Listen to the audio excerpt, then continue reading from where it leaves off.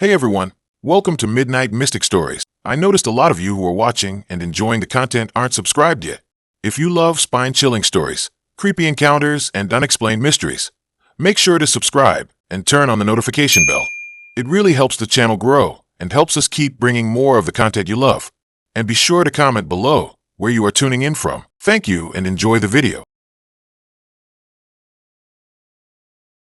Her name was Elise. Her profile was simple. Just a few pictures and a bio that said, "I like long walks, bad horror movies, and quiet places." Nothing too flashy. Her photos were all outdoorsy, forests, lakes, one of her standing in front of an old wooden cabin with moss creeping up the walls. She wasn't conventionally pretty, but there was something about her eyes. Dark, focused, like she was always thinking 3 steps ahead. I messaged her something dumb like, "You look like someone who'd survived the apocalypse," and she replied with a single word, "Probably." We talked for a week. Not nonstop, but enough that I started looking forward to my phone buzzing. She didn't overshare, didn't try too hard. She asked questions, actually listened to the answers. When I mentioned I liked photography, she said she'd love to see my work. When I told her I was scared of deep water, she didn't make fun of me. She just said, "Most people don't understand what they can't see." That stuck with me. We decided to meet at this little diner on the edge of town, the kind with cracked vinyl booths and coffee that tastes like burnt tires. I got there early, ordered a black coffee, and tried not to look like I was checking my phone every 10 seconds. She walked in exactly at 7, wearing a beige trench coat and carrying a small canvas bag. Her hair was pulled back, and she had a faint scar above her left eyebrow. Not a big one, just a thin white line, like a pencil mark. She smiled when she saw me, and I swear my stomach did this weird flip thing. We talked for over 2 hours. No awkward silences, no forced topics. She told me about growing up near a state park, how her dad taught her to track animals before he left. I told her about my mom's obsession with true crime podcasts and how I once got lost in a corn maze for 3 hours. It felt easy, real. When she suggested we go for a walk by the river after, I didn't even think twice. The sun was setting, painting the sky this weird orange-pink color that made everything look fake, like a filter. We walked along the path, shoulders brushing occasionally. She pointed out things I'd never noticed, the way the reeds bent in the wind, how the water made different sounds depending on the depth, the tracks left by animals in the mud. She bent down at one point, picked up a smooth black stone, and handed it to me. "This one's special," she said. "It's been here longer than either of us." I pocketed it without thinking. Then she asked if I wanted to see something cool. Said there was an old storm drain nearby, one that led under the highway. "It's not on any maps," she said. "Just something I found when I was a kid." I hesitated. It sounded sketchy, but she seemed so calm, so sure. And honestly, I didn't want the night to end. So I followed. The entrance was hidden behind a rusted fence someone had pried open. Inside, it smelled like wet concrete and something else, something earthy and thick, like damp soil after rain. The tunnel was low and narrow, and the walls were covered in graffiti that looked old, faded, like no one had been down here in years. Elise walked ahead, her phone flashlight cutting through the dark. I stayed close, my shoes splashing in shallow puddles. We must have walked for 10 minutes before the tunnel opened into a wider chamber. The ceiling was high, the air cooler. There were markings on the walls, not graffiti, but carvings. Deep, deliberate lines forming symbols I didn't recognize. In the center of the room was a circle of stones, like something from a movie about cults. Elise stepped inside it, turned to me, and smiled. That's when I noticed her shadow. It didn't match her movements. When she raised her hand, the shadow's arm stayed down. When she tilted her head, the shadow's head turned the opposite way. I blinked, rubbed my eyes, but it was still wrong. I took a step back, but my foot hit something solid. I turned and saw another shadow. This one mine, but it wasn't mine. It was taller, broader, and it was looking at me over my shoulder, even though I wasn't. My breath got short. I told myself it was the light, the angle, anything. But then Elise spoke, and her voice didn't come from her mouth. It came from everywhere. From the walls, the ceiling, the water dripping in the distance. "You're not like the others," it said. "You see it." I wanted to run, but my legs wouldn't move. The shadows started moving on their own. Mine stepped out of the wall, solid, real. It reached for me. I tried to scream, but no sound came out. Elise just watched, still smiling, as the thing that looked like me grabbed my wrist. Its skin was cold, dry, like old paper. I yanked back, fell, hit my head on a rock. Pain shot through my skull. When I opened my eyes, I was outside, lying on the grass near the river. The sky was dark. My phone was dead. My jacket was torn. The stone she gave me was still in my pocket. I stumbled home, showered, tried to tell myself it was a panic attack, a hallucination, anything. But the next morning, I noticed it. My shadow was off. Just slightly. When I walked, it lagged a half-second behind. When I stopped, it kept going for a step. I tested it, jumped, waved, turned in circles. It didn't sink. I covered the windows, stayed in the dark, but it didn't help. It was still there. Still wrong. I tried to contact Elise. Her profile was gone. The number I had disconnected. I drove back to the diner, asked if anyone knew her.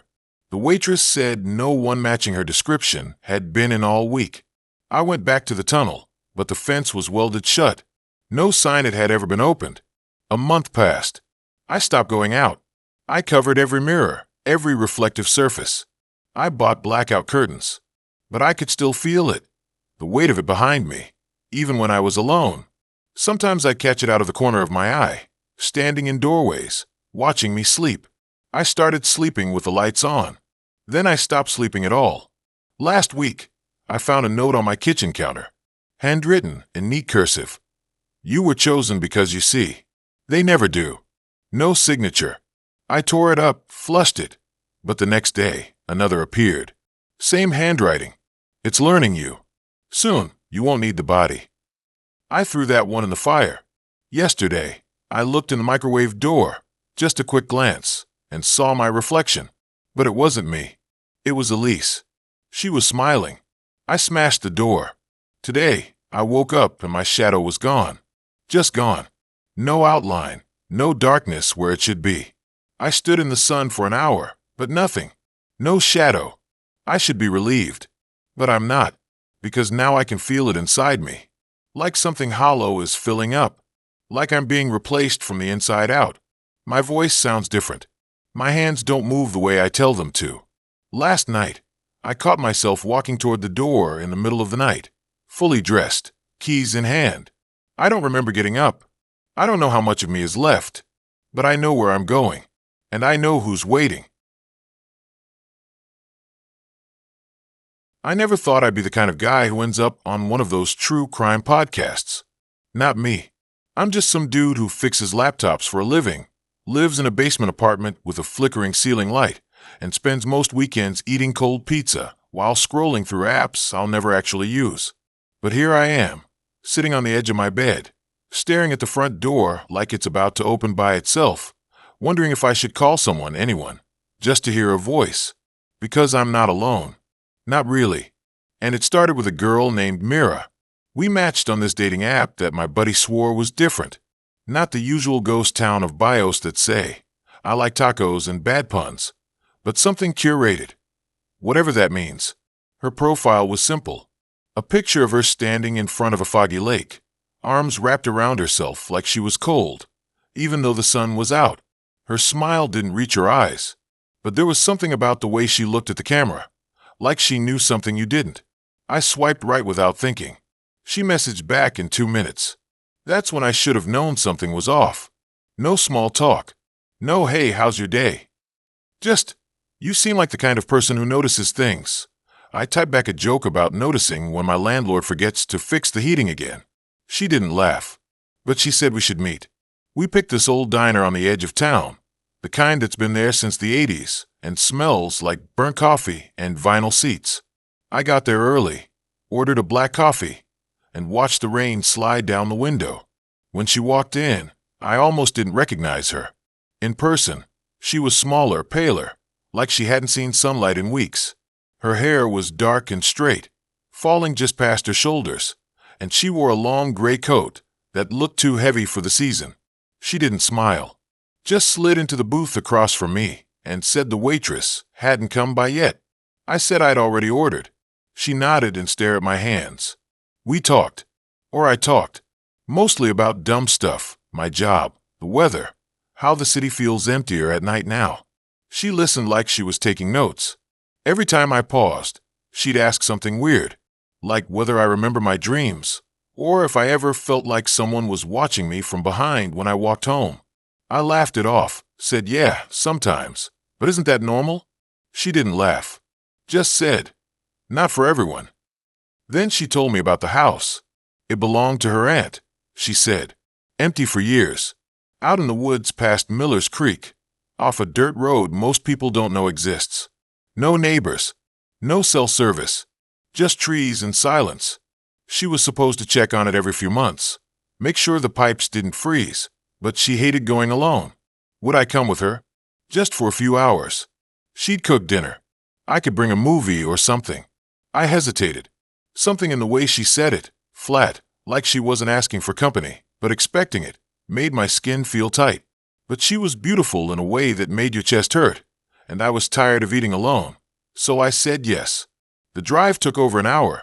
The GPS died 10 minutes in, and Mira didn't seem to care.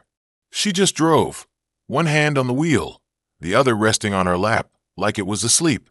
The trees got thicker, the road narrower, until it was just packed dirt and potholes. When we finally pulled up, the house looked like something out of a horror movie.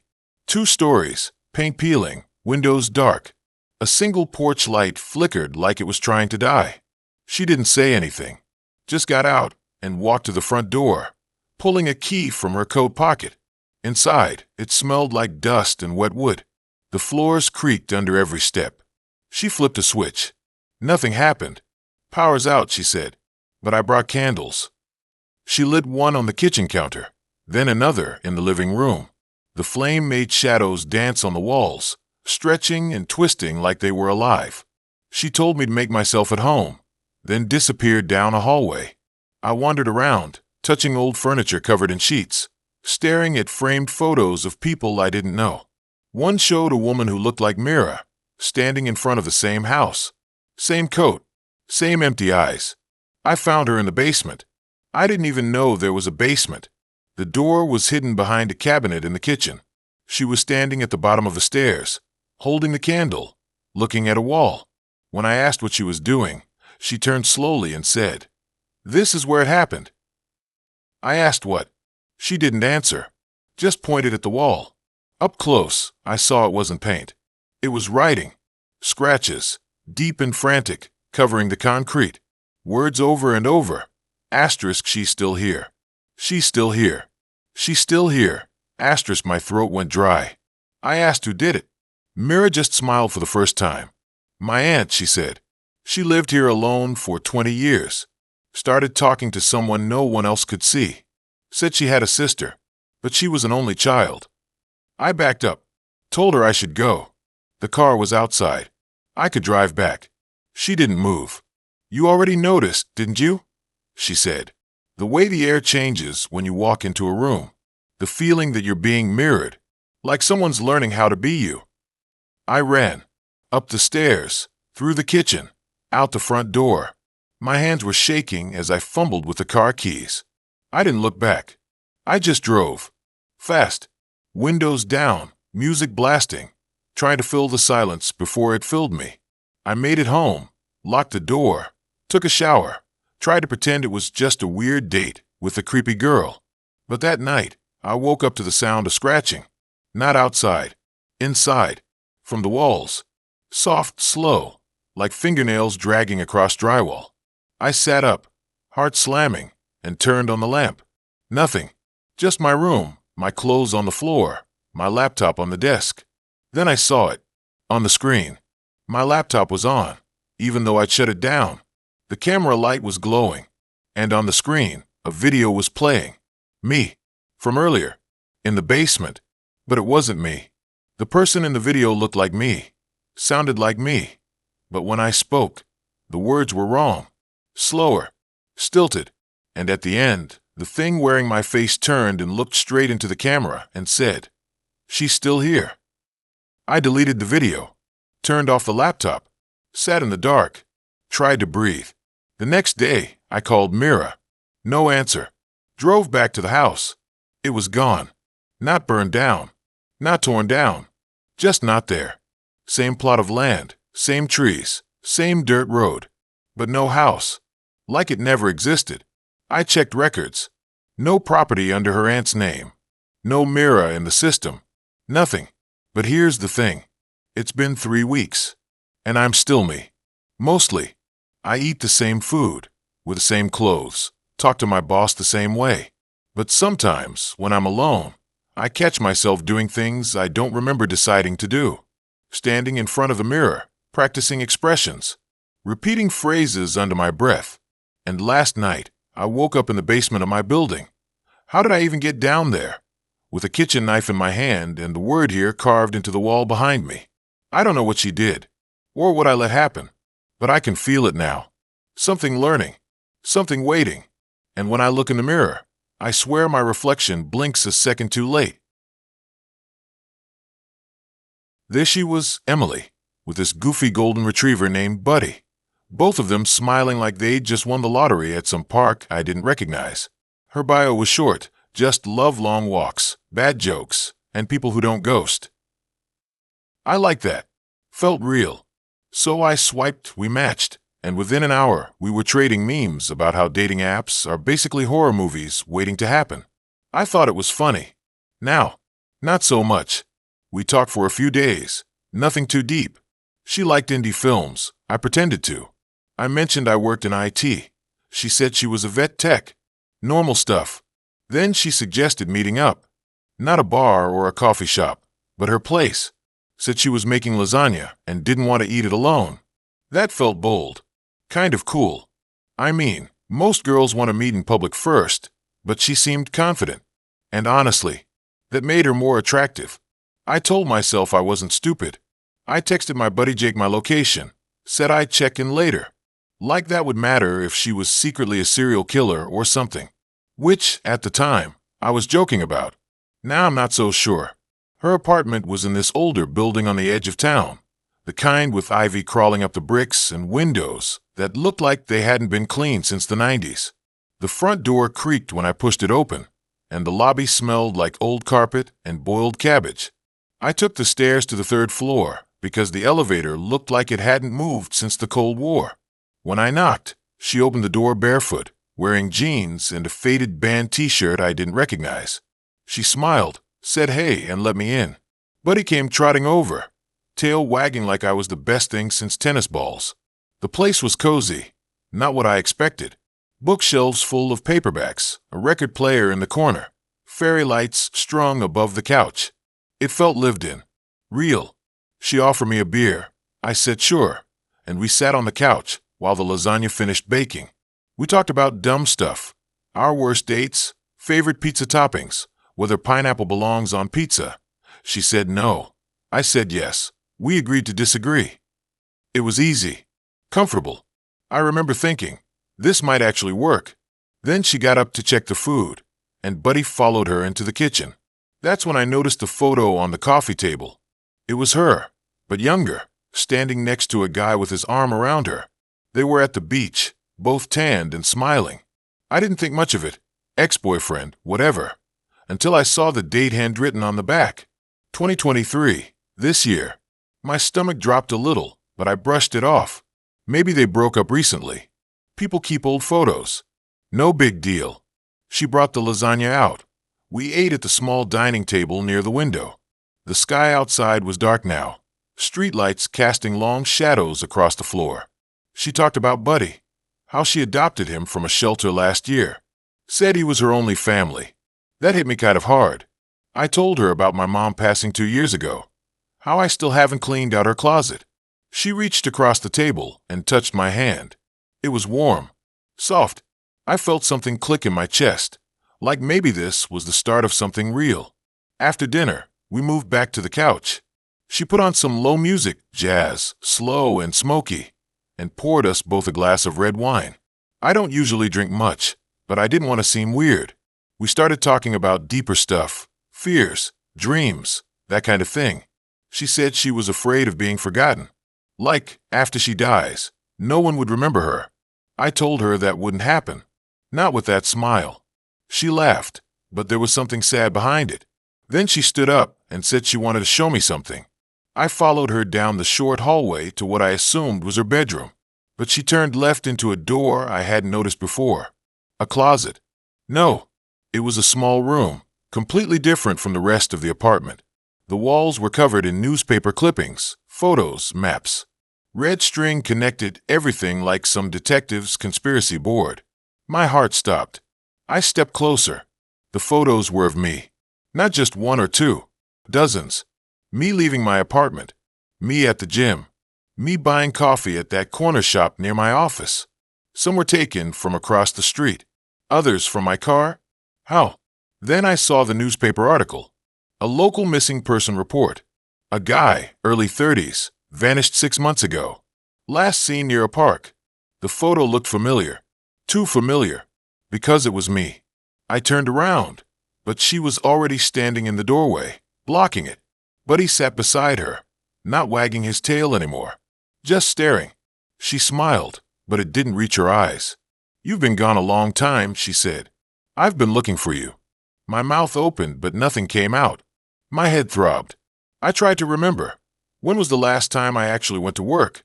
When did I last talk to Jake? I couldn't. The dates blurred. The weeks folded into each other. I thought I'd been living my life, but what if I hadn't? She stepped forward, voice soft. "You disappeared after the accident. The doctors said you might not come back. But I knew. I knew you'd find your way home. So I waited. I found you. Every version of you. Every time you showed up on a dating app, I matched. I brought you here. And each time, you remember a little less." I backed up, hit the wall. This wasn't possible. I was here. I was real. I had a job. I had friends. But the memories, they felt thin. Like pages missing from a book. I couldn't remember my apartment number. I couldn't remember what my boss looked like. I couldn't even remember the last time I saw my own face in the mirror. "You died that night," she whispered. "The car crash. The rain. You didn't make it. But your mind couldn't let go. So it keeps coming back. Rebooting. Like a program that won't shut down. And I let you stay. Because I can't lose you again." I looked at the photos. Me. Over and over. Different clothes, different hair, but always me. And the dates, each one a few months apart. Like I just reappear. Buddy stood and walked over, nudging my hand with his nose. His eyes were too knowing. Too sad. "You don't belong here anymore," she said. "But I couldn't send you away. Not again." I slid down the wall, my legs giving out. The room spun. I thought about the lasagna, the wine, the way she touched my hand, the way it all felt so right, like coming home. But homes don't trap you. I looked up at her. She was crying now, silent tears running down her cheeks. "I want to let you go," she said, "but I don't know how." And then it hit me, the smell. Not lasagna, not wine, something underneath. Sweet, rotting, like flowers left too long in a vase. I turned my head and saw it, behind the clutter, in the far corner. A casket, small, white, a single photo on top. Me, in a suit, eyes closed, flowers on my hands. My breath stopped. She knelt beside me, took my face in her hands. "You're not real," she whispered, "but you're mine." And for the first time, I believed her. The last thing I remember is the sound of the front door opening. Footsteps. A man's voice calling her name. Buddy barked once, then went quiet. I tried to scream, but I didn't have a voice. Now I'm here. Wherever here is. I can still see the room. Still see her face. But I can't move. Can't speak. Just watch. Just feel the weight of what I am. Not alive. Not gone. Just stuck. And she's still waiting. Still setting the table for two. Still smiling at a ghost who keeps coming back, thinking he's real. I wish I could tell her to stop, to let me go, but I'm not sure I want her to. There I was sitting on the edge of my bed at 3 in the morning, staring at the ceiling like it's going to give me answers. My hands won't stop twitching.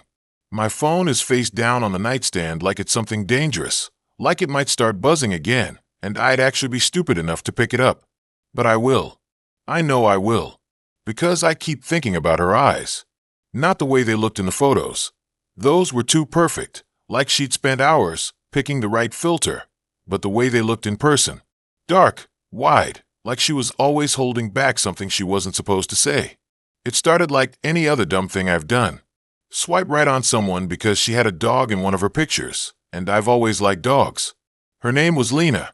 Profile said she was into hiking, horror movies, and making pasta from scratch. She had this laugh in her bio. Said she snorted when she really laughed and wasn't ashamed. Seemed real.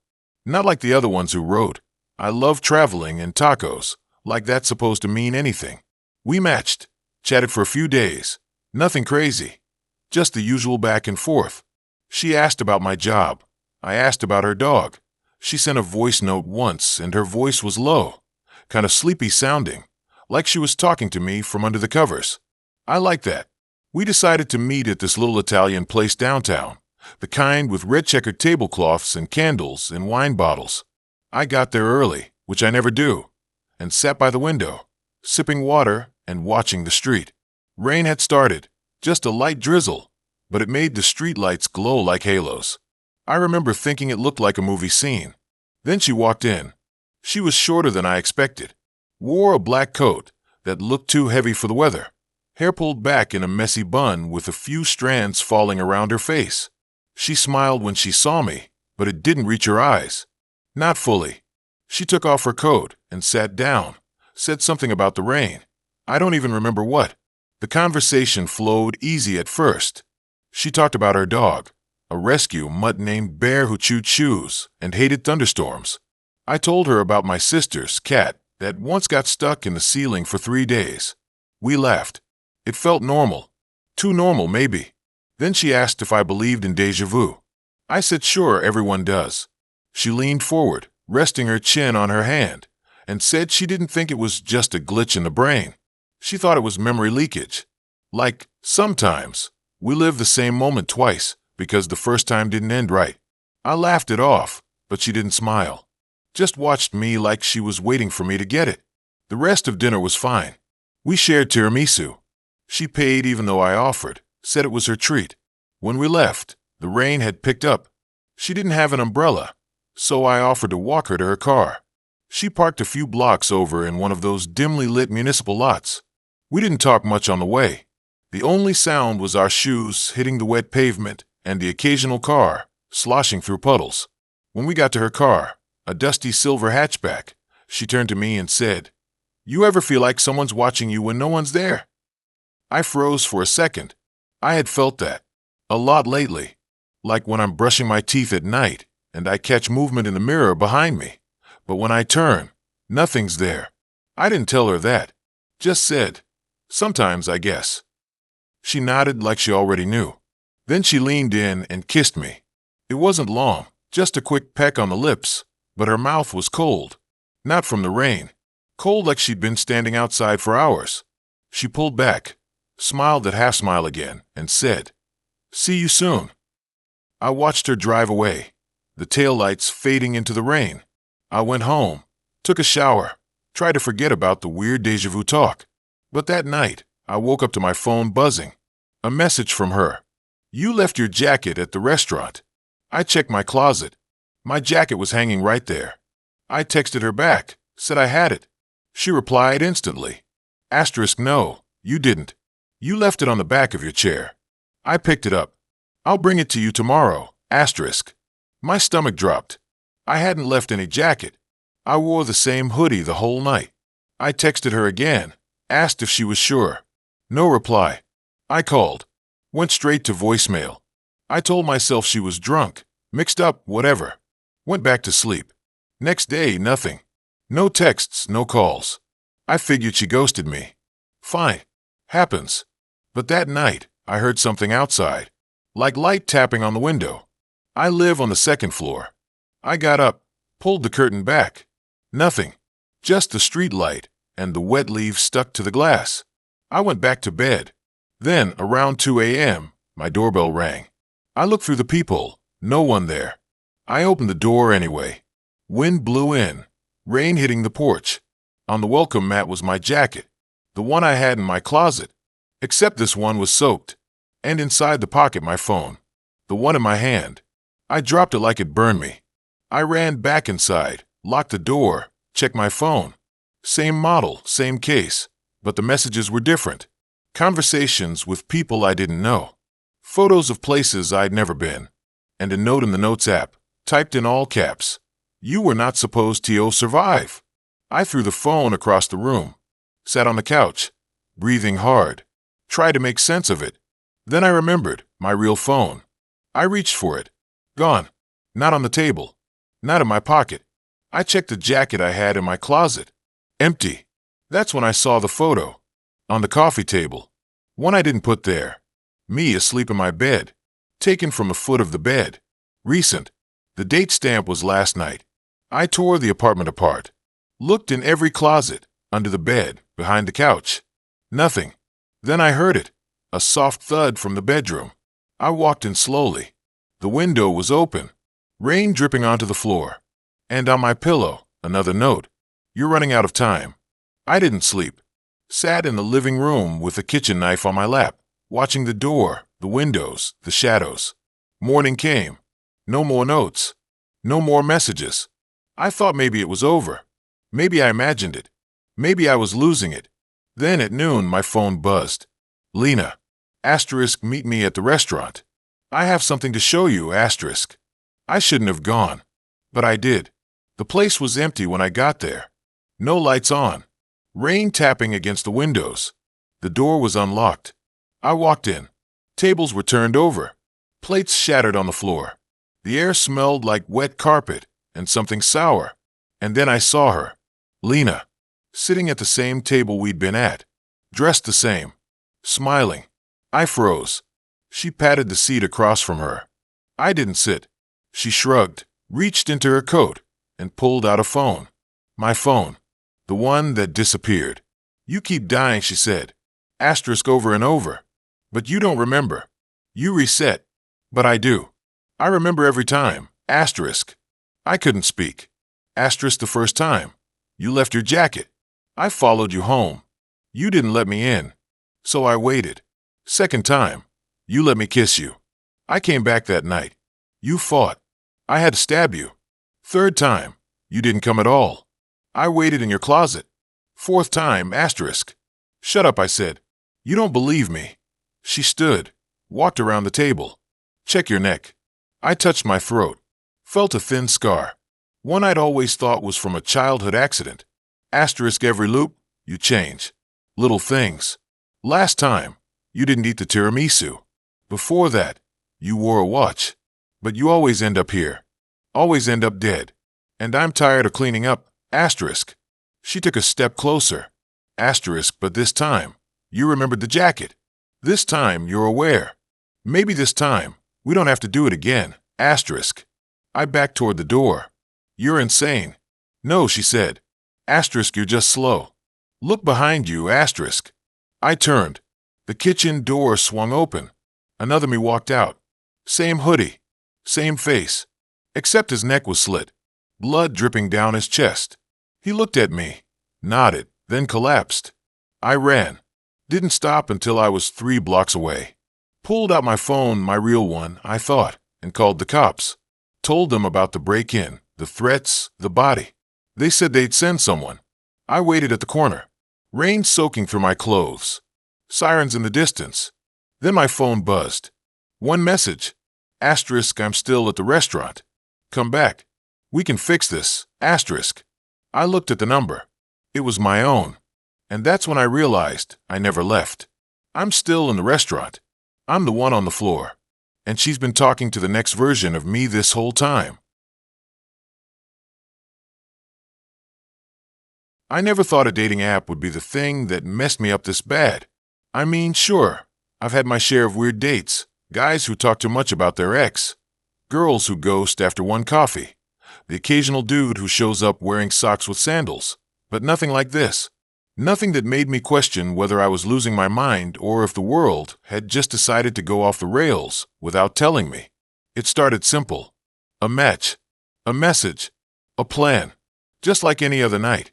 Except this one didn't end with me scrolling TikTok in bed. This one ended with me wondering if I ever really left her apartment at all. Her name was Lena. Profile pic showed her laughing in what looked like a sunlit kitchen. Messy bun, flour on her cheek, holding a whisk like she was about to fight someone with it. Bio said she liked rainy days, burnt toast, and horror movies that made her cry. We matched at 11:47 p.m. on a Tuesday. I shot her a dumb joke about how if she liked burnt toast, we might actually be soulmates. She replied with a laughing emoji and said her last date walked out when she served him charcoal instead of breakfast. That was enough for me. We made plans for Friday. Her place was in this old converted warehouse downtown, the kind of building that used to be factories or storage, but now had exposed brick and overpriced rent. I took the elevator up to the 5th floor, the metal groaning like it hadn't been oiled in years. The hallway was dim, just one flickering bulb at the far end, and the air smelled like dust and something faintly sweet. Vanilla maybe, or old perfume. I knocked. She opened the door barefoot, wearing gray sweatpants and a loose band tee I didn't recognize. Her hair was down now, dark and wavy, and she smiled in a way that made me forget to breathe for a second. Inside it was warm. Too warm. The lights were low. Just a few candles on a coffee table and a salt lamp glowing orange in the corner. Music played softly, some ambient stuff with no lyrics, just slow piano and wind sounds. She offered me tea. Chamomile, she said. I took it because I didn't want to seem rude, even though I hate chamomile. It tasted weird. Not bad, just off. Like it had been steeped too long, or maybe mixed with something else. I sipped it anyway, trying to focus on the conversation. We talked about movies, about stupid things we believed as kids, like I used to think mirrors were doorways if you stared long enough.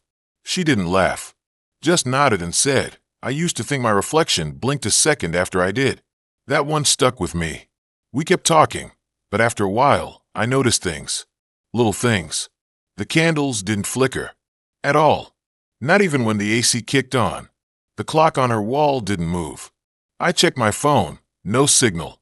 Not even emergency calls. I mentioned it. She just said the building had spotty reception and changed the subject. Then she got up to put on a movie.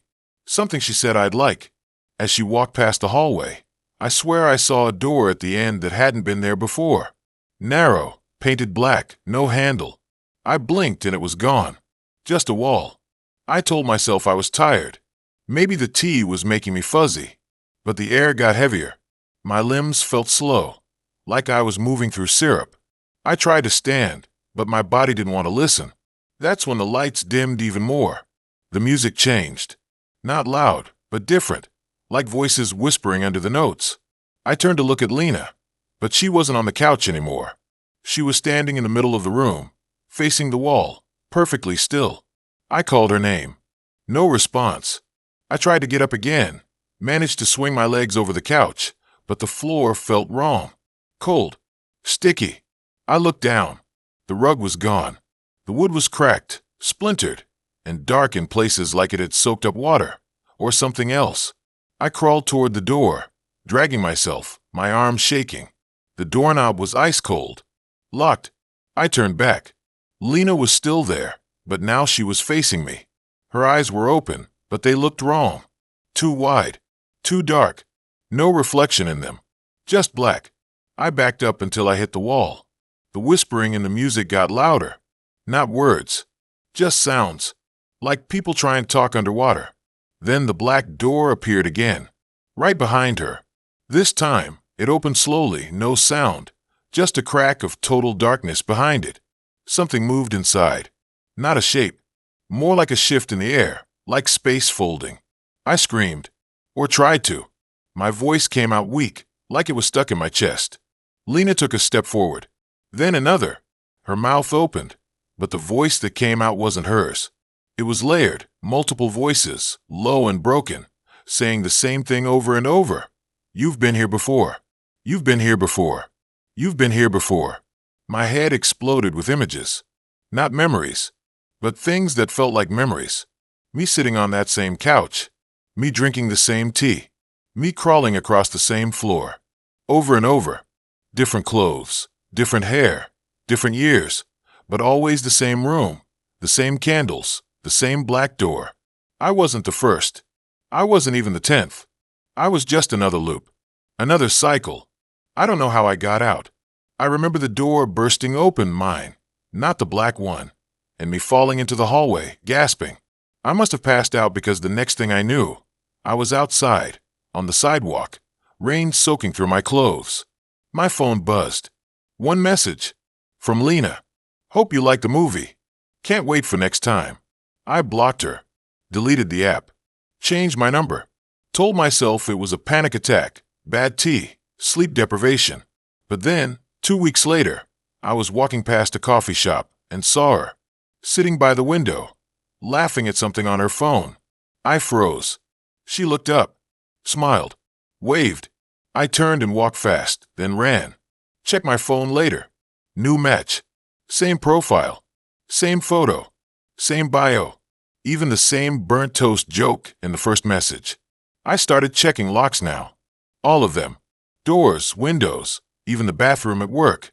I don't drink anything I don't open myself. I avoid candles. I can't stand the smell of vanilla. But last night I woke up thirsty. Went to the kitchen. There was a mug on the counter. Half full. Chamomile. Steam still rising. I didn't make tea. I don't even own chamomile. I poured it down the sink. Washed the mug. Checked the locks. Went back to bed. But as I lay there, I heard it. Faint. From the living room. The piano music. The wind. The whispers. I didn't move. I just stared at the ceiling and waited. Because I know what happens if I get up. I know what's waiting at the end of the hall. But I also know I'll go anyway. Because I've been here before. And I'll keep being here. As long as she's still watching. As long as the tea's still warm. As long as the door stays open.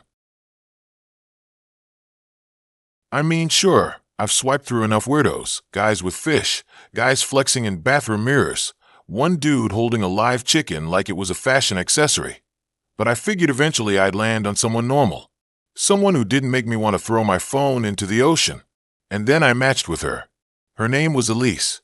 Profile pic showed her standing in front of a waterfall, long dark hair whipping around her face, smiling like she knew a secret the rest of the world hadn't caught on to yet. Bio said she liked long walks, poetry, and thunderstorms.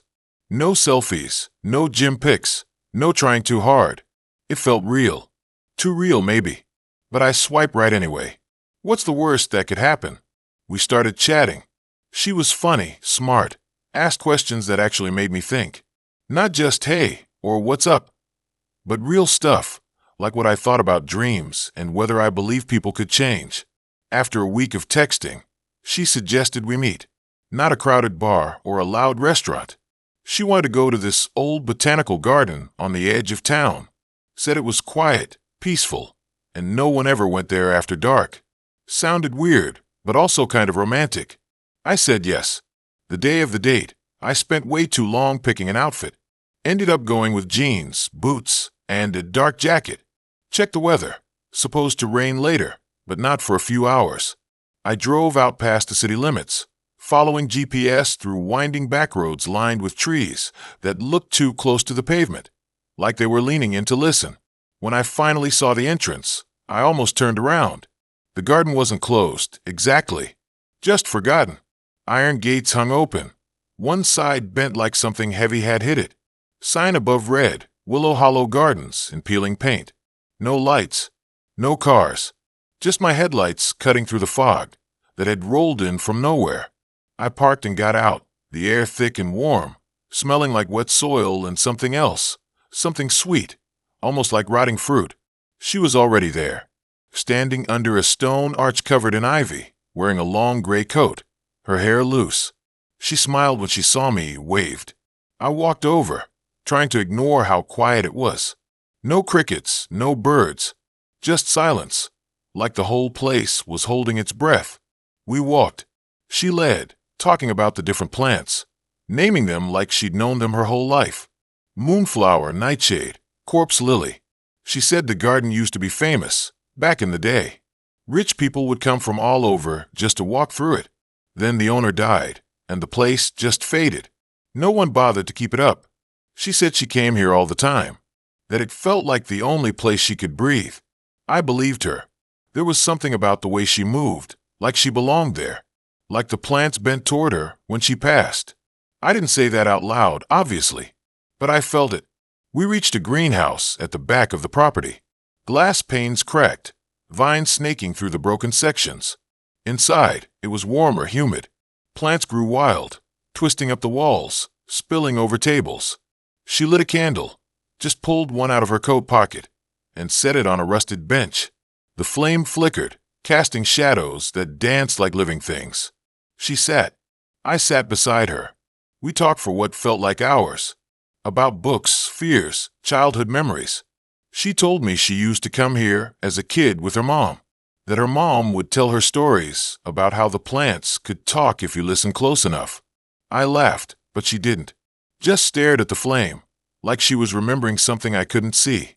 Then the rain started. Light at first, tapping on the glass. Then heavier, drumming like fingers on a drum. She stood, walked to the door, and locked it. I didn't think much of it, probably didn't want the wind blowing it open. But then she turned, looked at me, and said, "You're the first person I've brought here in years." I nodded, smiled, felt a weird tug in my chest, like I should say something meaningful. But before I could, she reached into her coat again. This time, she pulled out a small glass jar. Inside, something dark and coiled. I leaned in. It looked like a dried snake, but thinner, almost like a root. She unscrewed the lid and held it out to me. "Smell it," she said. I hesitated. It didn't look safe. But her eyes were calm, trusting, like she was offering me something sacred. I leaned down, took a small sniff. It wasn't a smell. It was a taste. Bitter, earthy, with a metallic aftertaste that coated the back of my throat. I pulled back, coughed. My head felt fuzzy, like I'd stood up too fast. She was watching me, still holding the jar. "That's part of my mom," she said. "She's in the soil now. Feeds the plants. Makes them strong." I froze. My heart slammed against my ribs. I wanted to stand, to run, but my legs wouldn't move right. The air felt heavier, harder to pull into my lungs. She reached out, brushed her fingers against my cheek. Her skin was cold. "I've been waiting for someone who wouldn't ask too many questions," she said. "Someone who'd just listen." I tried to speak, but my tongue felt thick. My vision blurred at the edges. She stood, walked to the far end of the greenhouse, and opened a trapdoor in the floor. Dark steps led down. From below, a low hum, like roots shifting in the dark. She came back, took my hand. Her grip was firm, not rough, but impossible to pull away from. She led me to the stairs. I fought it, mentally, screaming at my body to move, but it was like I was underwater, slow and disconnected. One step, then another. The air got warmer, wetter. The hum grew louder, not a sound, but a feeling, like something breathing beneath the earth. The basement wasn't a basement. It was a chamber. Walls lined with glass jars, each holding twisted shapes, hands, eyes, pieces of faces. In the center, a large pit, covered in moss and vines. The plants here moved, not from wind, on their own, reaching, curling, pulsing. She let go of my hand, stepped toward the pit, and whispered something in a language I didn't know. The vines reacted, slithered forward. One wrapped around my ankle. I couldn't scream, couldn't even whimper, just watched as it pulled, slow and steady, dragging me toward the edge. The last thing I saw was her face. Not cruel, not angry, just peaceful, like she'd finally done what she was meant to do. I don't know how long I was down there. Time didn't work the same. I felt myself breaking apart, not in pain, but in pieces. My skin cracking, roots pushing through. My thoughts slowing, turning into something simpler. The hum became my heartbeat. The dark became home.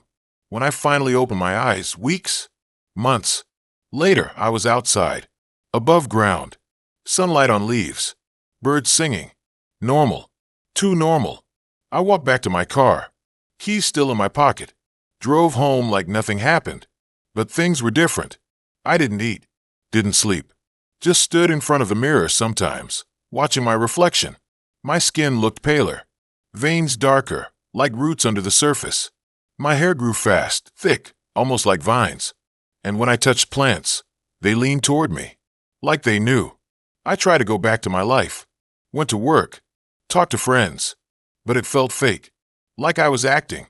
The world was too loud, too bright. I started avoiding people, staying in, watering the houseplants, watching them grow taller, faster, twisting around the furniture. Then, last week, I got a notification. Match.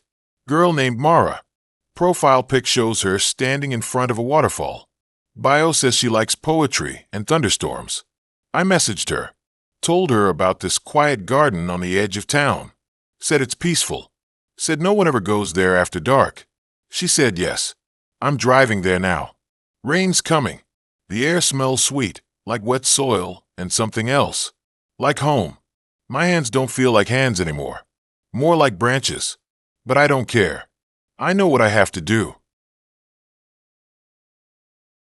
I never thought a dating app could ruin my life. I mean, yeah, I've had my fair share of weirdos. Guys who ghosted after one coffee. Dudes who sent dick pics before saying hello. One guy who brought his mom to our date.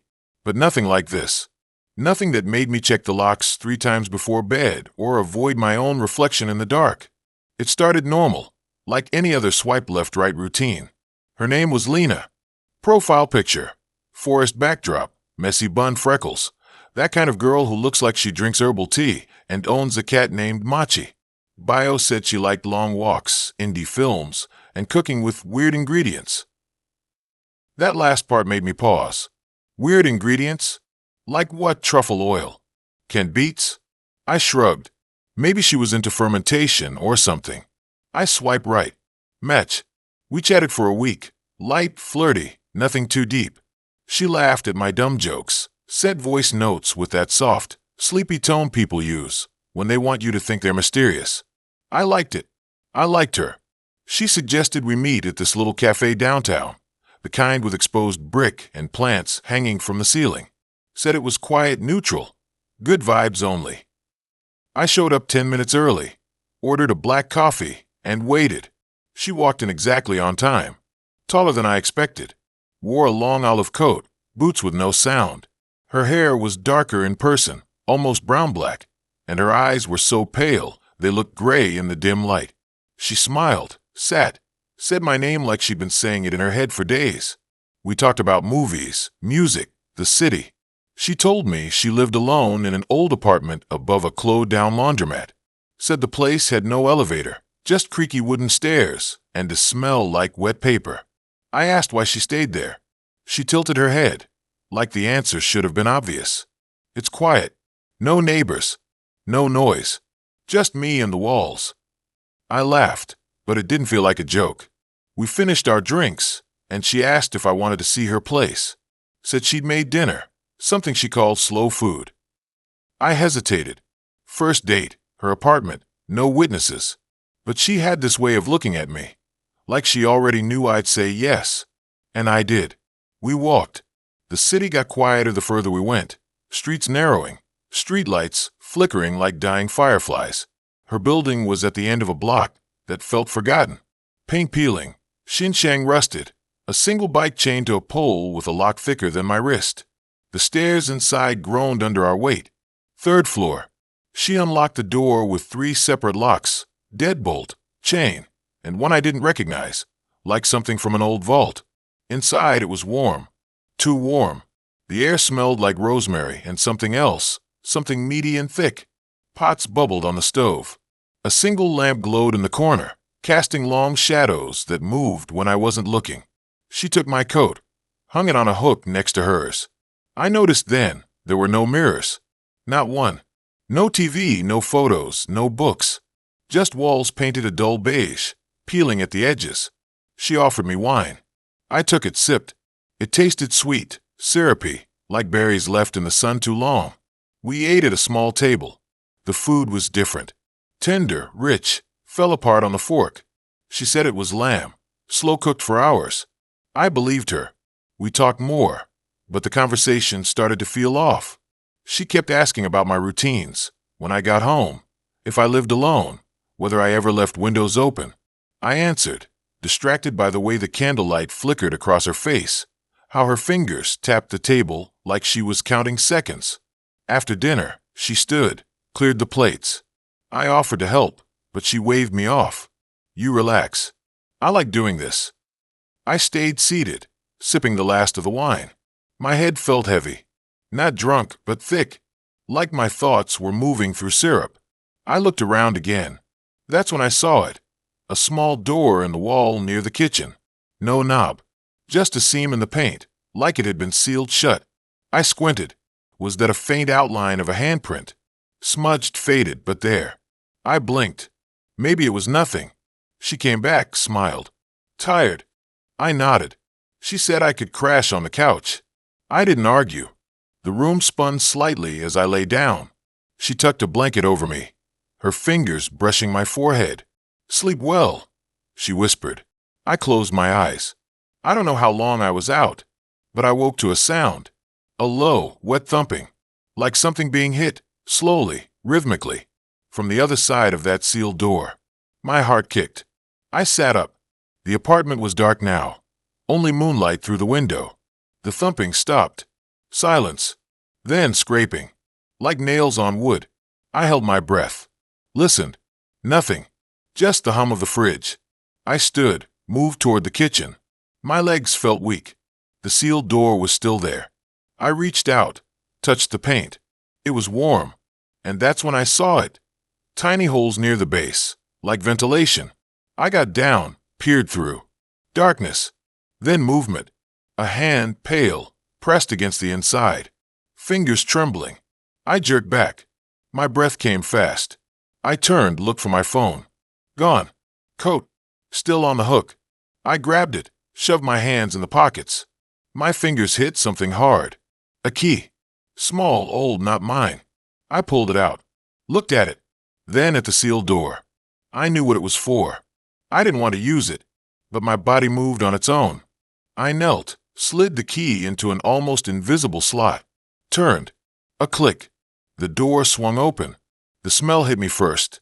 Sour, rotten, like spoiled milk and iron. I gagged. Inside, darkness. I fumbled for my phone, remembered it was gone. Then I saw the light. A faint red glow from the far corner. I stepped in. Floor sticky under my shoes. My eyes adjusted, and I saw a man, naked, chained to the wall, his mouth sewn shut with thick black thread, eyes wide, rolling in panic. He saw me, tried to scream, but only a wet gurgle came out. His body was covered in bruises, cuts healing over.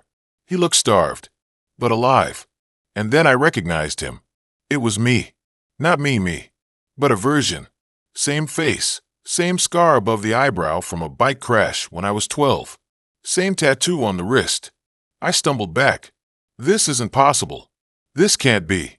I turned, ran for the front door. Locked. All 3 bolts. I pounded, screamed. Nothing. Then laughter. Soft. From the bedroom. I crept toward it. The door was cracked. I peeked in. Lena stood in front of a shelf, back to me. On it, jars. Dozens of them. Labeled. Dates. Names. And one with my name. She unscrewed the lid, dipped a spoon in, tasted. Smiled. Perfect, she whispered. I looked closer. Floating in the red liquid, chunks of meat. And hair. My hair. She turned. Saw me. Didn't look surprised. You weren't supposed to wake up yet, she said. The wine usually knocks them out for 12 hours. She took a step forward. But you're different. Stronger. I like that. I backed up. She followed. You don't understand, she said. I don't kill them. I preserve their essence, their energy. I eat a little every day. Keeps me young. Keeps me full. She reached out, touched my face. You'll last longer than the others. I can tell. I ran. Not to the door. She'd beat me. To the kitchen. Grabbed a knife from the block. She laughed again. You think that'll help? You don't even know how this works. I didn't. But I knew one thing. I wasn't staying. I lunged, not at her, at the stove. Knocked over the pot. Boiling liquid splashed. She screamed, fell back. I didn't wait. Ran to the sealed door, slammed it shut, turned the key. Then the front door. Unlocked the chain, the deadbolt, the vault lock.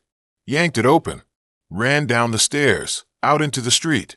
Didn't stop until I hit a gas station, breathless, shaking. Cops came. Went to the apartment. Found nothing. No sealed door. No jars. No chained man. Just Lena alone, confused.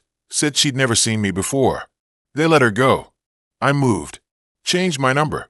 Deleted the app. Tried to forget. But sometimes, late at night, I catch a smell. Rosemary. Iron. And I look in the mirror and wonder, how long has it been since I last ate? And why does my reflection blink a second after I do? I never thought a dating app would be the last thing I ever opened on my phone. Not because I found true love or some fairy tale ending, but because it led me to a place where the air felt thick, like breathing through a wet towel, and the silence wasn't empty. It was listening. It started like any other night. Rain tapping against my bedroom window, hoodie on, scrolling through profiles with one thumb while the other absent-mindedly scratched the edge of my laptop. I'd been on the app for weeks, swiping left on guys who looked like they took their profile pics in a bathroom mirror, right on the occasional one who seemed normal enough. Then I saw her. Her name was Lila. Her photos weren't staged or filtered to death. One was her laughing on a pier, wind in her dark curls. Another was her holding a coffee cup with a bookstore in the background. And the last was her sitting cross-legged on a porch, reading. No smile, just focused, like the world didn't matter. Something about that photo hooked me. It wasn't just that she was pretty, though she was, but that she looked real, like she existed outside the screen. We matched.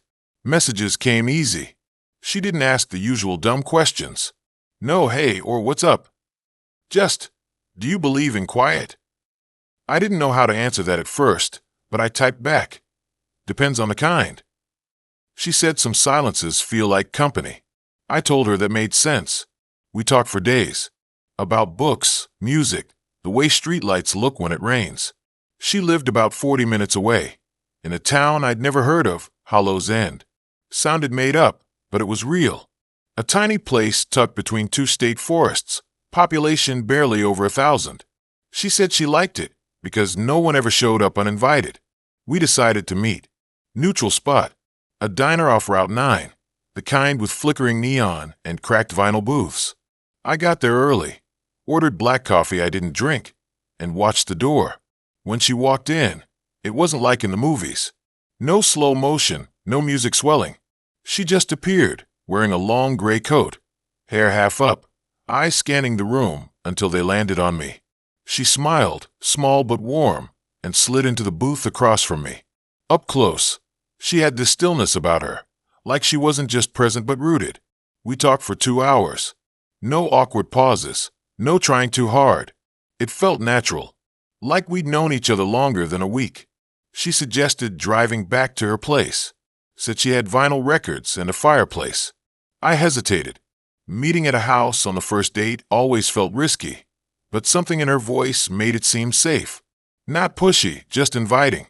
And I wanted to see where she lived, hear her talk about her town, maybe hold her hand if the moment felt right. So I followed her car and mine, headlights cutting through the wet road as we left the diner behind. The drive got darker. Streetlights thinned out, then disappeared. Trees closed in on both sides, their branches scraping the sky. My phone lost signal halfway there. No bars, no GPS, just a blank screen. I kept following her taillights, red dots bobbing in the dark like dying embers. After 20 minutes, she turned onto a gravel road, so narrow the trees nearly touched over it. I slowed, tires crunching over stone, branches slapping my windows. Then, suddenly, the trees opened up. A small house sat in a clearing, 2 stories, white paint peeling, porch sagging. A single light burned in an upstairs window. She parked and waved me to pull beside her. I stepped out, the air cold and damp, smelling of pine and something else. Wet earth, maybe, or old wood. She didn't say much, just smiled and led me inside. The door creaked open, revealing a dim hallway with wooden floors that groaned underfoot. The place felt lived in, but not messy. Books everywhere, candles half burned, a record player in the corner spinning a silent disc. She took my coat, hung it neatly, and offered tea. I said yes, more to be polite than anything. We sat by the fireplace. She handed me a chipped mug, steam curling from the top. The tea tasted strange, earthy, slightly bitter, but I didn't want to offend her.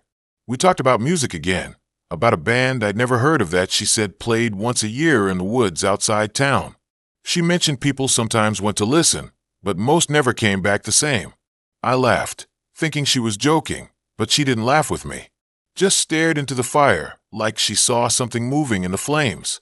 That's when I noticed the photos. Not on the walls, but on a shelf behind her. Dozens of them. All women. Different ages, different styles, but all with the same dark hair, same slight smile. I leaned forward, trying to see better. Lila turned her head slowly, watching me. "Family?" I asked. She tilted her head. "In a way," she said. "They're all me." I froze. "What?" She didn't blink. "Every time someone comes here, I become them. I take their shape, their voice, their memories. I wear them like clothes." My stomach dropped. The tea mug slipped from my hand, hitting the floor with a crack. The liquid spread like dark blood across the wood. I stood up, heart slamming, but my legs felt heavy, numb. The tea. She hadn't just been talking. She'd been preparing. "You didn't think it was strange," she said, standing now, moving toward me. "That I knew exactly what you wanted to hear? That I felt familiar? That's because I've been inside your head since the first message.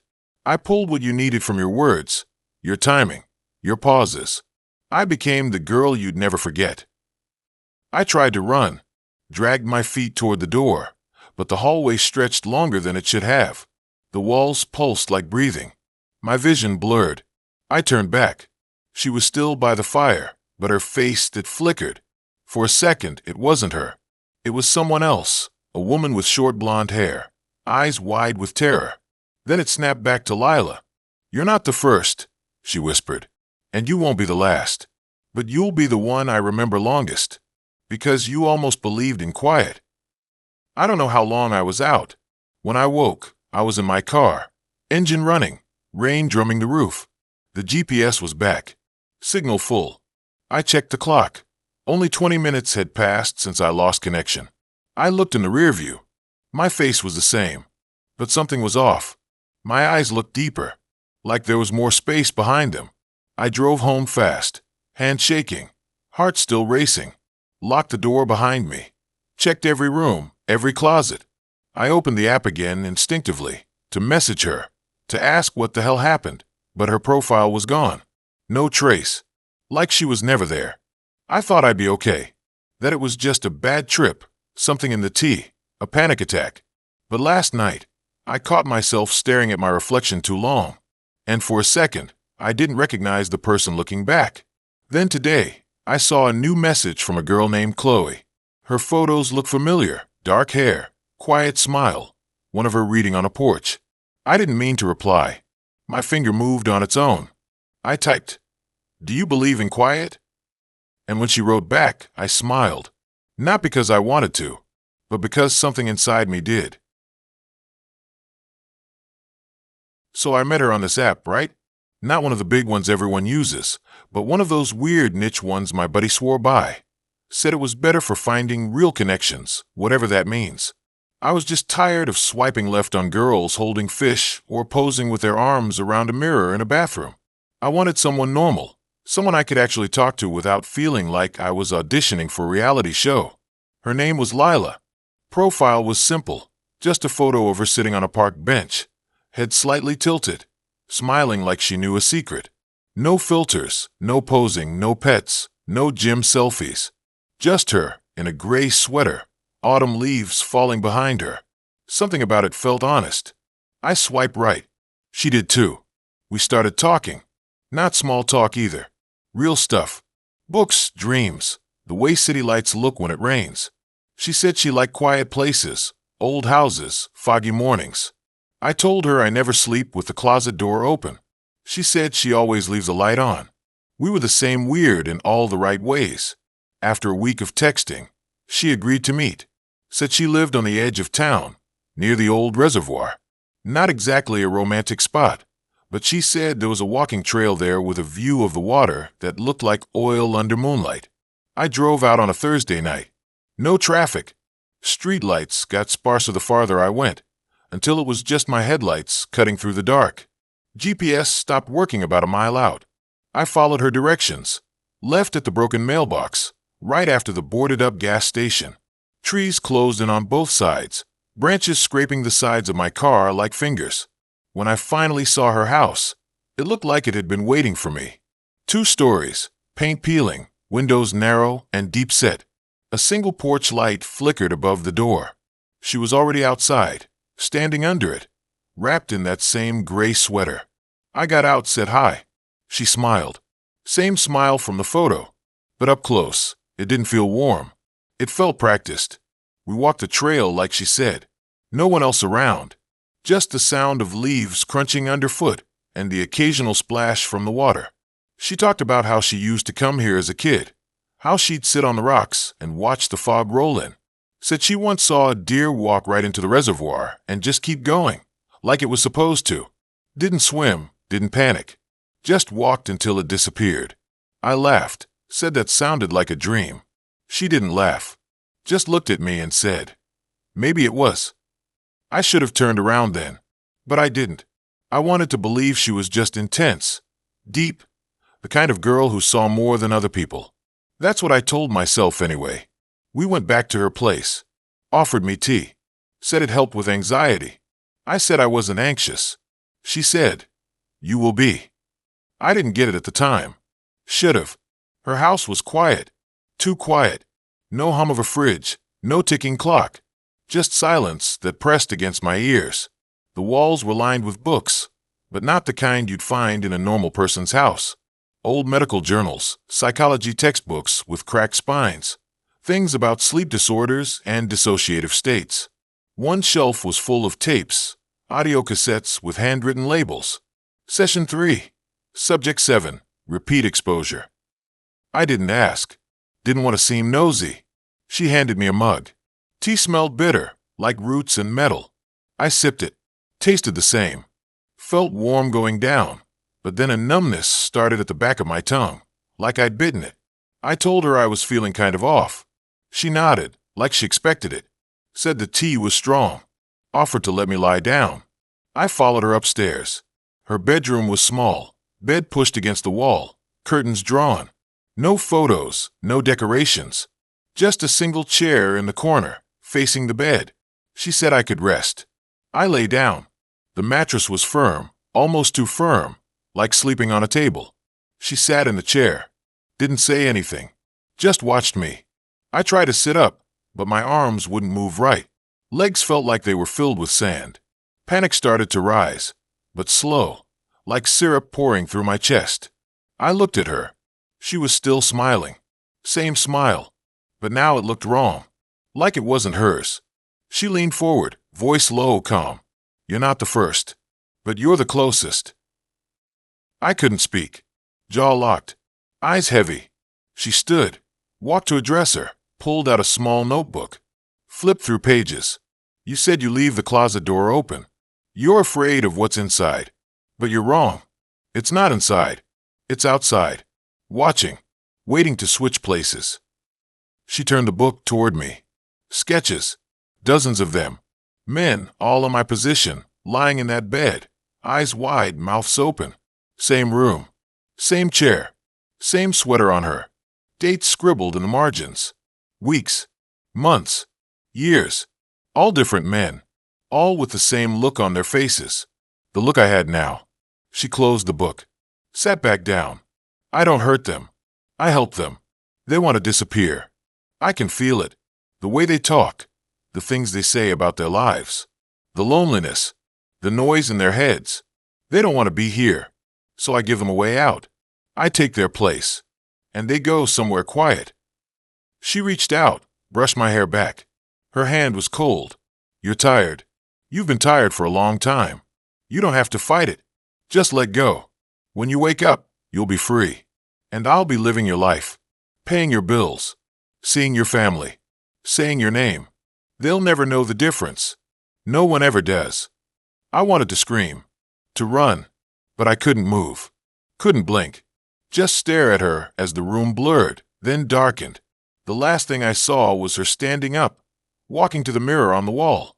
She didn't look at her own reflection. She looked at mine. And then she smiled. Not her smile. Mine. I woke up in a forest. No house. No trail. No reservoir. Just trees, endless and silent, covered in frost. Sky was pale, sun hidden behind thick clouds. I was lying on the ground, damp leaves stuck to my jacket. My head throbbed. Hands shook when I sat up. I didn't know where I was. Didn't know how I got there. Checked my phone. Dead. No signal anyway. Started walking. No path. Just trudging through underbrush, branches snagging my clothes. After what felt like hours, I saw a road. Got to it. Stopped a car. Guy in a delivery van. I asked where I was. He said Northern County, near the state line. I didn't live here. Didn't recognize anything. Asked him to drive me to the nearest gas station. He did. I called a cab. Got home. Everything looked the same. My apartment. My couch. My shoes by the door. But nothing felt right. The air was too still. The lights too bright. I checked my bank account. All the money was gone. Transfers made over the past 3 days. To a name I didn't know. My social media was active. Posts I didn't write. Pictures of me at places I'd never been. Smiling. Happy. Talking about a new job. A new city. A fresh start. I called my mom. She answered. Sounded tired. I said, "Hey, it's me." She paused. Then said, "I know who you are. But you're not him." I asked what she meant. She said, "He called me yesterday. Said he finally felt at peace. Said he was moving on. Said he loved me. That wasn't you." I told her it was. She said no. He sounded lighter, like a weight was gone. "You sound scared." I hung up, sat on the floor, looked at my hands. They were mine. Face in the mirror mine. But the eyes, they looked different. Hollow, like something had been taken out and not put back. I went through my messages. Texts to friends, emails to coworkers. All in my voice, my humor, my style. But none of it was me. It was her. Or him. Or whatever was wearing my skin now. I haven't left the apartment since. Can't. Every time I look in a mirror, I wait for it to blink when I don't. I keep the lights off. I don't sleep. I hear noises at night. Soft footsteps, pages turning. I found a notebook under my bed yesterday. Never seen it before. Opened it. Sketches. Me. In a bedroom. On a bed. Wires on my chest. Tubes in my arms. A woman in a gray sweater, writing notes. Caption under one drawing. Subject 12. Strong resistance. Promising. I don't know how much time I have. I don't know if this is real or if I'm losing it. But if anyone finds this, if you're reading this, don't meet someone from an app who lives near the reservoir. Don't drink their tea. Don't lie down in their bed. Because they're not looking for a relationship. They're looking for a way out. And they'll take yours if you let them. So there I was, sitting in my car outside this little coffee shop on the edge of town. The kind that looks like it should be in a movie, where someone important has a life-changing conversation. Rain was coming down hard. The kind that doesn't just fall, but hammers the ground like it's got a personal grudge. The wipers were doing that slow, lazy back-and-forth thing, barely keeping up, and the inside of the windshield was fogging up no matter how much I cranked the heat. I kept wiping it with my sleeve, but it didn't help much. I wasn't even sure why I was early. I barely knew her. Just a few weeks of texting, some awkward small talk on the app, and then out of nowhere she says, "Let's meet for coffee." Simple. Normal. Except nothing about that night felt normal. Her name was Elise. We matched on one of those apps where you swipe left or right based on pictures and dumb one-liners. She had this photo of her standing in front of a record store, holding up a vinyl like it was a trophy. Her smile was crooked, the kind that makes you think she's about to tell you a secret. I liked that. I liked how she didn't seem to take herself too seriously. Her bio said she liked horror movies, rainy days, and making people uncomfortable with eye contact. That last part made me laugh. I messaged her something dumb like, So, do I make you uncomfortable yet? And somehow that turned into a week of back and forth that didn't feel forced. For once, it didn't feel like I was trying to impress a stranger. But now, sitting there, engine off, music low, I started second-guessing everything. The street was empty except for a flickering lamppost and a stray cat darting between parked cars. The coffee shop sign buzzed like a dying insect, the neon letters half-lit. I checked my phone. 7 minutes early. I told myself that was good. Being late on a first meetup is a red flag, right? But being too early feels worse, like you've got nothing better to do. I drummed my fingers on the steering wheel, watching my breath fog the glass again. My reflection looked tired. Dark circles. Messy hair. I should have showered. I should have shaved. But it was raining, and I was already nervous, and somehow those things felt impossible. When I finally walked in, the place smelled like burnt espresso and old books. Not bad, just heavy. Like the air had weight. The barista barely looked up. A couple in the corner were whispering, laughing too loud at nothing. And then I saw her. Elise. She was sitting by the window, hands wrapped around a mug, staring out at the rain. Her hair was darker than in the pictures, almost black, and she had on this thick sweater that looked way too warm for indoors. When she turned and saw me, she smiled. That same crooked smile. And for a second, everything felt okay. We started talking. It was easy at first. She asked about my job. I asked about her favorite horror movies. She said she liked the ones where nothing supernatural happens, just people slowly losing their minds. The scariest stuff isn't ghosts, she said. It's when you realize the person sitting next to you isn't who you thought. I laughed, but it came out weird, like a cough.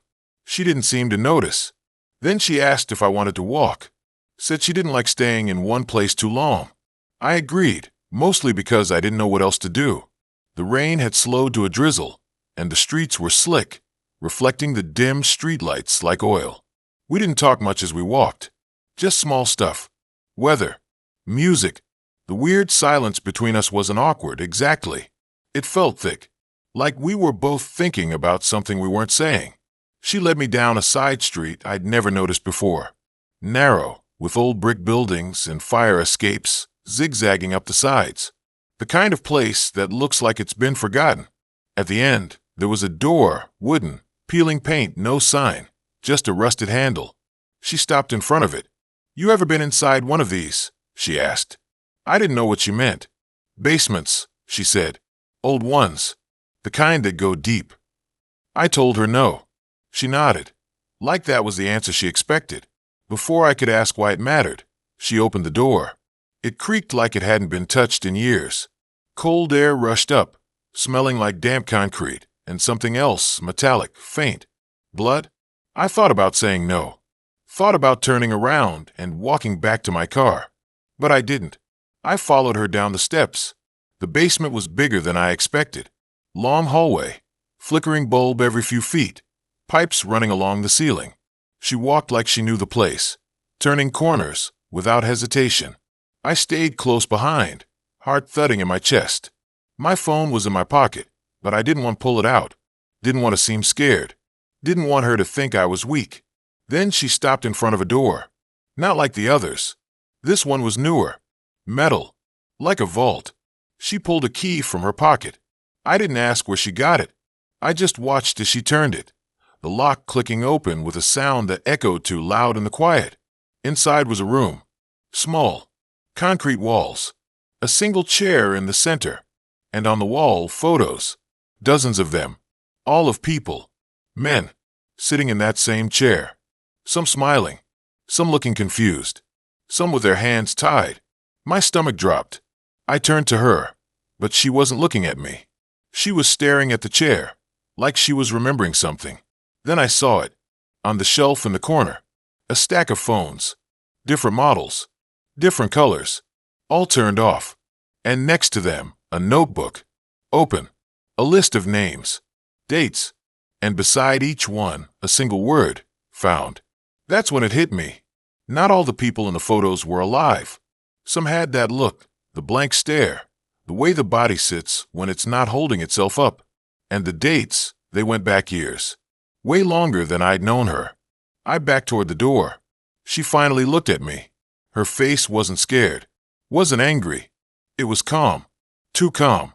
"You're not like the others," she said. "You came anyway, even when it felt wrong.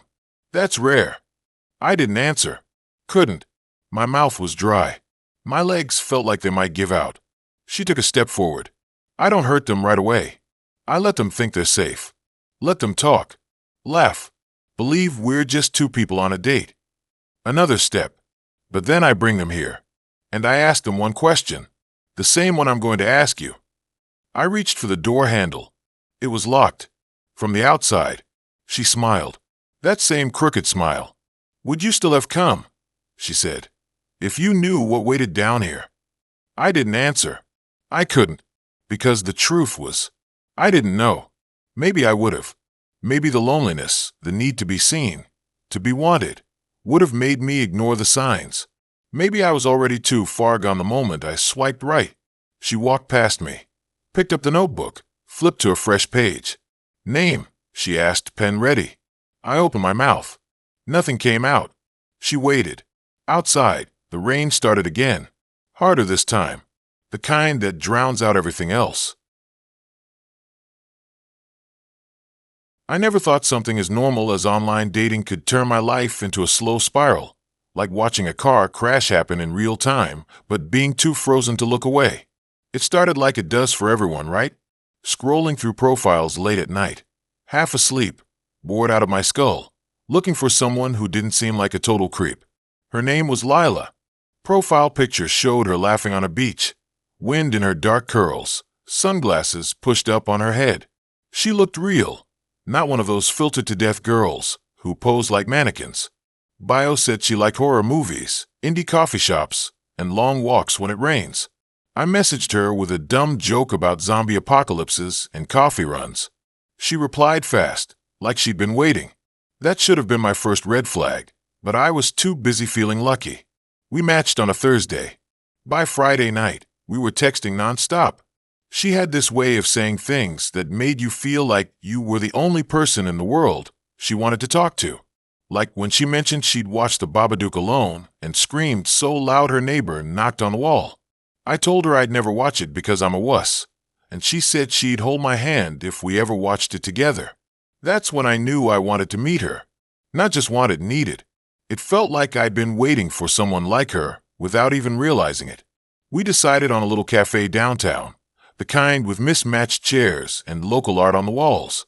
I showed up early nervous, ordering a black coffee just to have something to do with my hands. When she walked in, it was exactly like her picture, but better. She wore a red jacket, boots caked with dried mud, and that same wild hair. She smiled and it felt like the room got brighter. We talked for hours. About movies, books, stupid childhood fears. She was afraid of mannequins, which I thought was hilarious until she explained how they just stare. I told her I once thought the attic light turned on by itself, and she didn't laugh. She listened. Actually listened.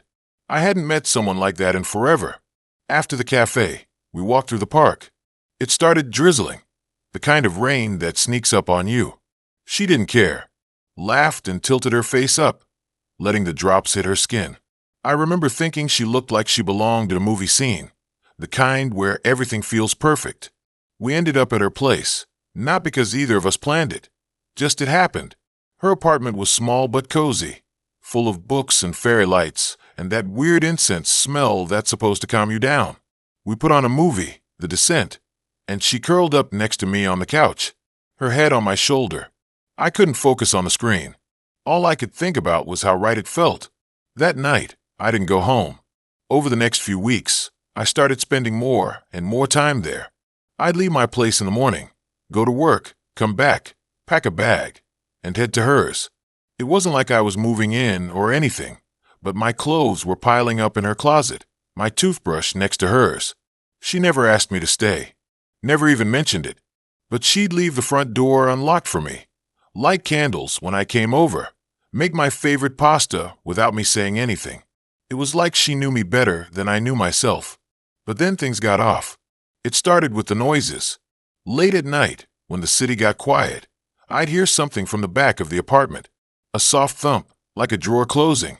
At first, I thought it was the building settling. Old pipes. Whatever. But it happened every night, always around 2:17. I checked the time once, just to be sure. Yep, 2:17. I asked Lila about it. She said she sometimes gets up for water.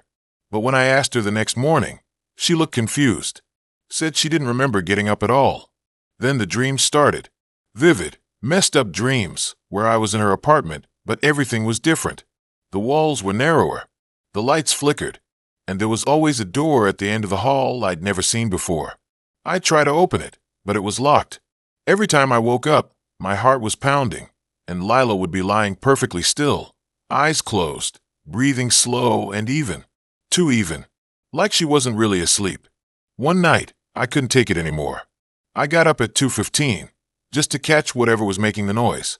I sat in the dark, listening. At exactly 2:17, I heard it again. Not from the kitchen this time. From the hallway. A soft creak, like someone stepping on the floorboard near the closet. I grabbed my phone for light and walked out. The hallway was empty, but the closet door was open a crack.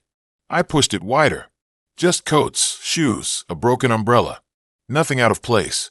But then I noticed something. Behind the coats, in the far corner, there was a small gap in the wall. Like the paneling had shifted. I reached in, fingers brushing against something cold and smooth. A key. Small, old, covered in dust. I pulled it out and stared at it. No idea what it opened. I didn't say anything to Lila the next day. Didn't want to freak her out. But I kept the key in my pocket, like a secret. A few nights later, I woke up again. Same time. 2:17. But this time, Lila wasn't in bed. I sat up, heart slamming. The apartment was silent. I got up, called her name softly. No answer. I checked the bathroom, the kitchen, even the balcony. Nothing. Then I saw it, the door at the end of the hall. The one from my dreams. It was open. I don't know why I walked toward it. I should have turned back. Should have grabbed my phone and left. But I didn't. The hallway felt longer than it should have been. The walls seemed to close in. The door led to a small room I'd never seen. No windows. Just a single bulb hanging from the ceiling, flickering. And in the center, an old wooden desk. On it, a laptop. Screen on. Logged into a dating app. My dating app. I stepped closer. My profile was up. Messages sent to a girl named Lila. But the photos weren't of her.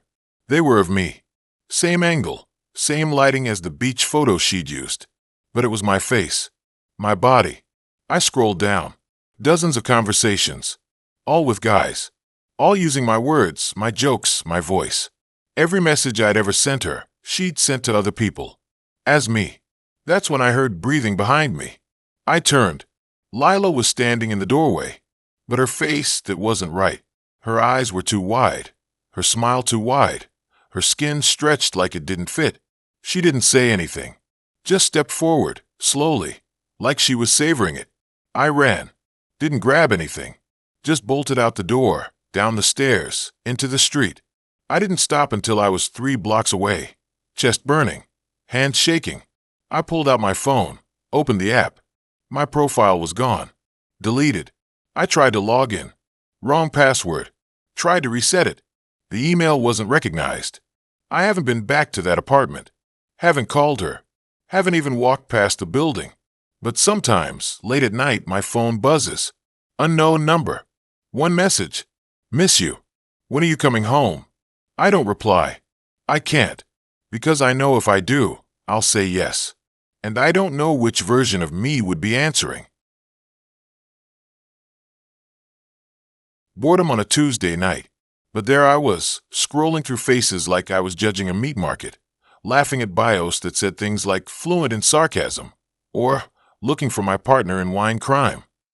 Then I saw her. Her name was Lila. Her pictures were weirdly normal, no duck faces, no gym selfies, no filtered sunsets. Just her, smiling in a coffee shop, another one reading a book on a park bench, one where she's holding a dog I didn't recognize. Her bio was short. I like quiet places and long drives. Let's see where the night takes us. Something about that line stuck. It wasn't trying too hard. It felt real. We matched. Exchanged a few messages. She didn't reply instantly, which I liked. Made her seem like she had a life. We talked about music, books, dumb TV shows. Nothing too deep. She mentioned she lived on the edge of town, near the old reservoir trail. I'd never been out that way. Sounded boring, but she said it was peaceful. No people, just trees and water, she wrote.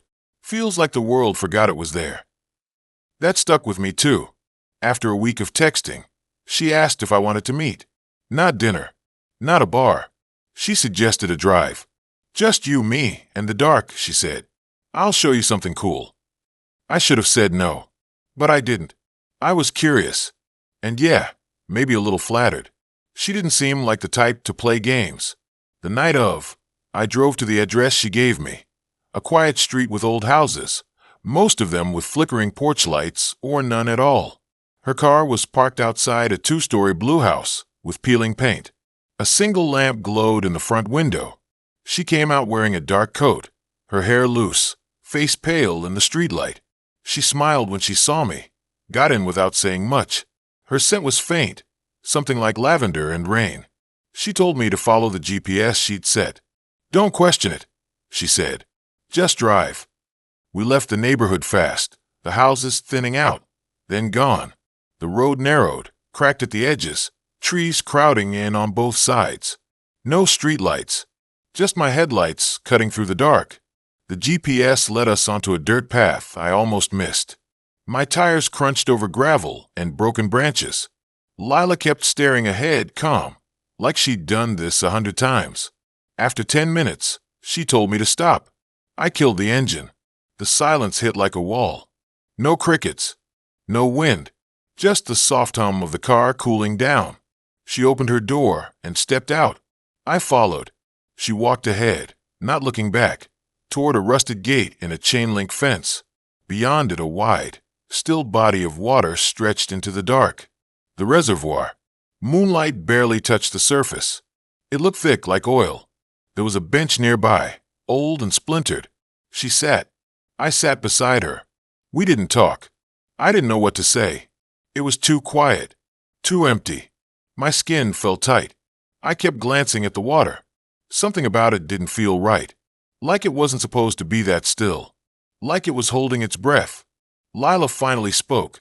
You ever feel like you're being watched but can't see anyone? Her voice was low, barely above a whisper.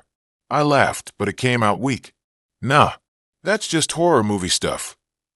She didn't laugh, just kept staring at the water.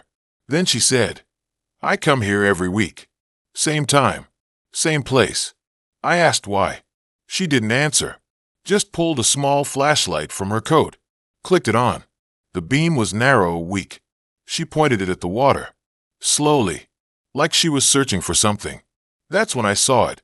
At first, I thought it was a trick of the light, a ripple, but the water wasn't moving.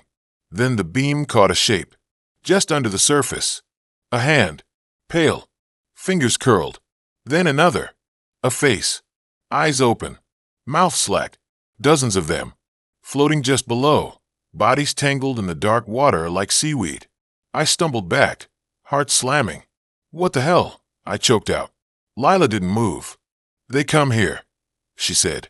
People who don't belong. People who ask too many questions. People who don't listen. My breath came fast. I turned to run, but she was suddenly standing, closer than before. Her eyes weren't right. Too dark. Too wide. You should have left when you had the chance, she said. I bolted for the car. My hand shook on the keys. Fumbled. Dropped them. Picked them up. Got in. Turned the key. Engine roared. I slammed it into reverse, tire spinning on loose gravel. I didn't look back. Not until I hit the main road. Then I glanced in the rearview. She was still there, standing by the gate, watching. I drove home fast, windows down, air stinging my face. Told myself it was a prank, a hallucination, too much stress. But I couldn't sleep. Kept seeing those faces. That water. Next morning, I tried texting her. No response. Checked the app. Her profile was gone. Like she was never there. I almost believed it was over. Then, 3 days later, I noticed my gas tank was low. I pulled into a station near the edge of town. Same direction as that night. As I pumped, I looked up. In the reflection of the car window, I saw her, standing behind me. Same coat, same pale face. I spun around. No one there. But on the seat of my car, where I could have sworn nothing was before, sat a small flashlight. The same one she had. I threw it in the trash. Drove home. Told myself I was losing it. That night, I woke up to the sound of dripping, like water hitting tile. I followed it to the bathroom. The faucet was off, but the sink was full, overflowing, dark water spilling onto the floor. I reached to drain it and saw them, faces in the water, pressed against the surface from below, eyes wide, mouths open, reaching. I stumbled back, slipped, hit the wall. The water kept rising, flooding the bathroom. I ran, locked myself in my room, listened to it seep under the door. By morning, it was gone. Just wet floorboards. No damage, no trace. But I couldn't stay. I packed a bag, left town, stayed with a cousin 2 hours away, changed my number, deleted the app, tried to forget. For 2 months, nothing. Then last week, I drove back. Needed to get my stuff from the apartment. It was late, dark. I parked out front. As I walked up, I saw something on my doorstep. A note, folded, my name on it. I opened it. Inside, a single sentence. "You didn't think it would end that easy, did you?" I crumpled it. Went inside. Everything was untouched, but the air felt heavy. Wrong. I didn't sleep. Sat on the couch all night, watching the windows. This morning, I decided to check the basement. Hadn't been down there in months. The door was slightly open. I pulled it wide. Flipped the light. The bulb flickered, then glowed dim. The floor was dry, but the far wall it was wet, dripping, dark stains spreading like mold. And from behind it, faint but clear, I heard it. A voice, whispering my name. Not from the wall, from inside. I backed out, closed the door, called a contractor. He came, checked it out, said the wall was solid. No leaks, no pipes back there. "You're good," he said. "Just old building settling." He left. I stood there, staring at the wall. Then the dripping started again. Slow at first, then faster. The stain grew. And this time, I didn't just hear the voice. I saw the hand, pushing through the drywall. Pale, fingers curling, reaching. I'm writing this now from a motel on the highway. I've been here 3 days. Haven't slept. Every time I close my eyes, I hear water. Feel it on my skin. Smell that damp, rotten stench. My phone keeps dying, even when it's charged. Last night, I turned it on. A notification popped up. New message. From a number I didn't know. Just a photo. It was me, sleeping in the motel bed, taken from inside the room. The bathroom door was open in the shot, and in the mirror, behind my sleeping body, standing in the dark, was Lila, smiling. I don't know how she's doing this. I don't know what she is. But I know one thing. She's not done. And I don't think I'll ever be dry again.